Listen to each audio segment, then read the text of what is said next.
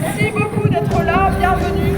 Je vais vous expliquer un petit peu ce pourquoi on s'est réunis et ce qui se passe actuellement avec ces jeunes dont on déplore qu'ils soient frappés de QTF.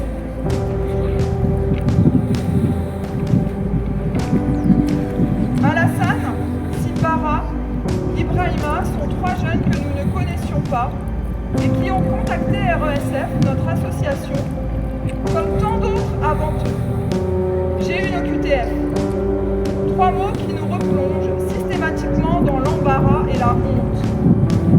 L'un des trois l'a fait par l'intermédiaire de son employeur, tellement désolé de l'injustice qui est faite à son apprenti. C'est une histoire classique maintenant, amplement documentée par les médias qui fleurissent de ces récits d'employeurs et de leurs apprentis recrutés, testés, formés, auxquels ils se sont attachés. Pas seulement parce qu'ils travaillent bien, mais aussi parce qu'ils forcent l'admiration quand on discute un peu avec lui. Le courage, la résilience, la volonté de ces garçons, en effet, bouleversent nos repères, donnent envie d'imiter leur courage, de mouiller la chemise pour les défendre. Le plus célèbre d'entre eux, Stéphane Ravaclet, a fait 10 jours de grève de la faim à Besançon pour obtenir la régularisation de l'AIFOD. Moins connue, mais tout aussi impliquée, Patricia Hiverna a fait de même pour Yaya dans l'Ain. À Reims, il y a 3 ans, 4 patrons ont convié les médias et sollicité la préfecture parce qu'ils ne pouvaient plus maintenir l'embauche de leurs apprentis. Et partout en France, des boulangers, des agriculteurs, des maçons, des peintres, des cuisiniers, depuis 5 ans, se mobilisent. Pas seulement par avidité et par intérêt, puisque le reproche leur est fait parfois de profiter d'une main-d'œuvre facile. Non, ils le disent, ils ne trouvent pas à recruter, ils veulent donner sa chance à un jeune, ils souhaitent transmettre leur passion, ils se révoltent contre ce qu'ils considèrent comme une injustice. Face à eux, à leur bon sens, celui de la formation et de la transmission, celui de la raison économique même, les couperets de l'administration font barrage. Sourde et aveugle aux arguments de bon sens et aux raisons humanistes, la préfecture écrase de son rouleau compresseur ses histoires, ses trajectoires, ses rencontres. Dans la Marne, ça allait mieux. Ce n'était plus le cas depuis 2 ans et nous avons soufflé, reconnaissons-le. La préfecture appliquait la loi. Les jeunes placés à la ZEU et qui se formaient sérieusement recevaient leur titre de séjour à 18 ans. Le téléphone sonnait moins souvent. Nous n'accompagnions plus que les anciens, ceux qui avaient trinqué avant le retour, car l'OQTF, administrée sans discernement, est une sale pommade. Elle colle à la peau et vivre sans papier, sans pouvoir repartir, est une vraie douleur qui mine le quotidien et détruit le moral et la santé. Cela allait mieux donc pour les jeunes sortants d'ASE, un peu d'espoir. Mais voilà, la politique reprend ses droits. Le sentiment fantasmé de submersion migratoire, tout droit sorti des éléments de langage remâchés par l'extrême droite depuis plus de 10 ans et rabâchés ces dernières années par les chaînes d'infos en continu jusqu'à l'écœurement.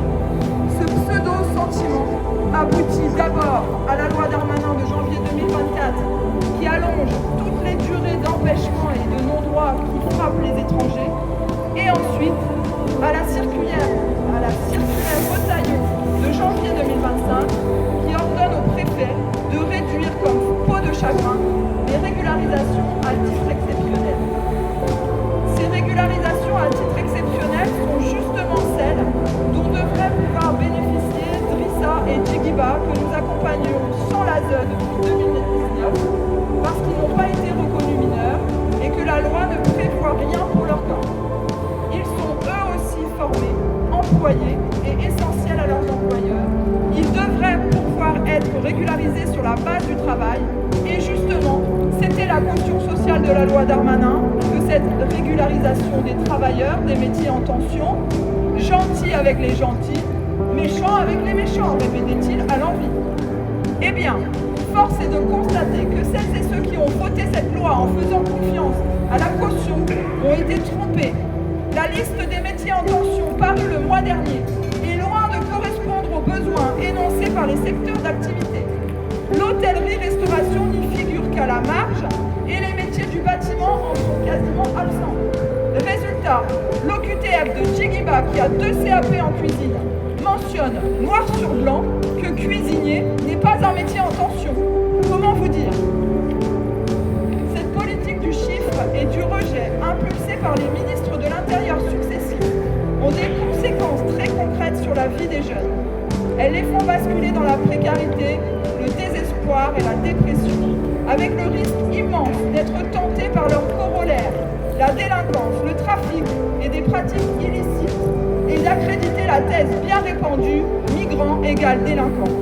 Quand tu veux tuer ton chien, tu n'as qu'à dire qu'il a la rage, tu peux aussi lui inoculer le virus pour réduire le sentiment de culpabilité.